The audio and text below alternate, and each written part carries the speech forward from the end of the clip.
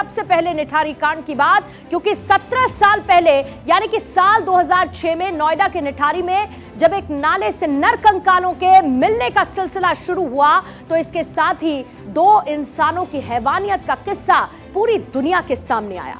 इनकी करतूतों की वजह से दोनों नरपिशाच कहलाए गए, लेकिन 17 साल बाद दोनों को इलाहाबाद हाईकोर्ट से राहत मिल गई है। दोनों को फांसी की सजा से हाईकोर्ट ने बरी कर दिया है। फैसले पर पीड़ित परिवार का हाल बेहाल है और देश की सबसे बड़ी अदालत से फांसी की मांग की है उन्होंने।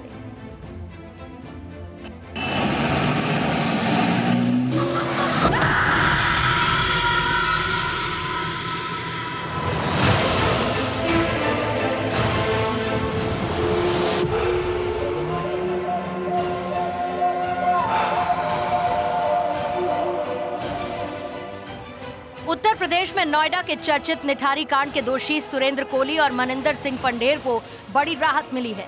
इलाहाबाद हाईकोर्ट ने सुरेंद्र कोली और मनिंदर सिंह पंढेर को बरी कर दिया है।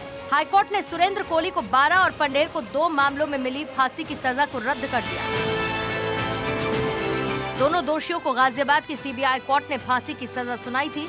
इलाहाबाद हाईकोर्ट ने दोनों दोषियों सुरेंद्र कोली और मनिंदर सिंह पंढेर की 14 अर्जियों पर यह फैसला सुनाया है। सीबीआई ने इस मामले को सुप्रीम कोर्ट में चुनौती देने की बात कही। वहीं फैसले के बाद पीड़ित परिवारों में मायूसी छा गई है।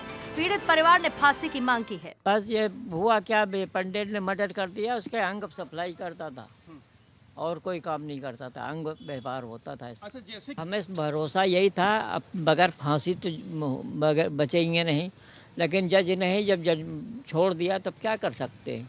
अब जज के ऊपर भगवान जज बनेगा तब पता लगेगा उनको।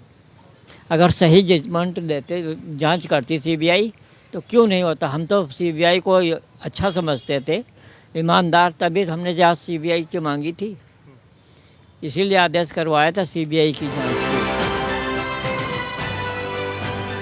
आखिर निठारी कांड क्या है, इस खबर के बाद क्यों पूरा देश सन्न रह गया था, आपको 17 साल पहले की कहानी को तफसील से बता देते हैं। मई 2006, जगह नोएडा का निठारी गांव। ये है D5 कोठी और कोठी के बगल वाले नाले से 17 साल पहले जब नरकंकाल मिलने शुरू हुए तो देश में कोहराम मच गया। सीरियल मर्डर केस ने सबको हिलाकर रख दिया था। एक के बाद एक कर 19 बच्चों और महिलाओं के कंकाल मिले थे और इसके बाद D5 कोठी के मालिक मनिंदर सिंह पंढेर और उनके नौकर सुरेंद्र कोली पर मर्डर करने का आरोप लगा और फिर निचली अदालत ने दोनों को दोषी ठहराते हुए फांसी की सजा मुकर्रर की। मगर अब इलाहाबाद हाईकोर्ट ने निचली अदालत के फैसले को पलट दिया। इलाहाबाद हाईकोर्ट से पंढेर कोली को राहत मिली है।